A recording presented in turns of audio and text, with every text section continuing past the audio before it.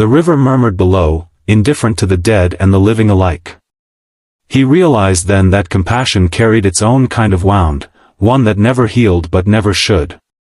When dawn finally came, it found him still awake, staring toward the horizon where smoke met sky. He had saved enemies, lost friends, defied orders, and carried guilt like a second skin. But as the first light touched the water, he felt something small, fragile, and persistent, hope.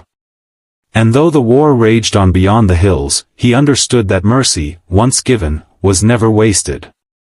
It only waited, for the world to remember what it meant to be human. Snow blanketed the world in silence. The war had dragged into winter, and the forest around the makeshift field hospital stood motionless beneath a gray sky. The air smelled of antiseptic and smoke. Captain Samuel Reed sat on a wooden crate outside the main tent, his breath clouding in the cold. His hands, scarred, trembling, raw from months of unending work, cradled a tin cup of coffee gone cold long ago. He didn't drink it. He just held it, as if warmth could return through will alone. Inside, the moans of the wounded drifted like ghosts. The hospital was full, too full.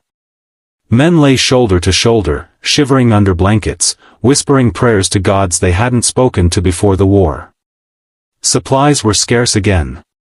Reed had lost count of how many times he'd watched a man slip away for lack of morphine or clean bandages. Hayes was alive, but barely. He'd survived the shelling weeks before, though his leg was gone now, the stump still healing. He slept in the far tent, often waking in sweats, his mind replaying the chaos that had nearly ended him. Reed checked on him hourly. It was the only routine that still made sense. Major Kessler had moved on, taking most of the command eastward toward what the brass called the final push. But Reed stayed behind with a skeleton crew, medics, nurses, and volunteers, to tend the forgotten. The ones left in the wake of glory. A wind howled through the camp, carrying with it the faint rumble of artillery from miles away. Even from here, the war sounded endless.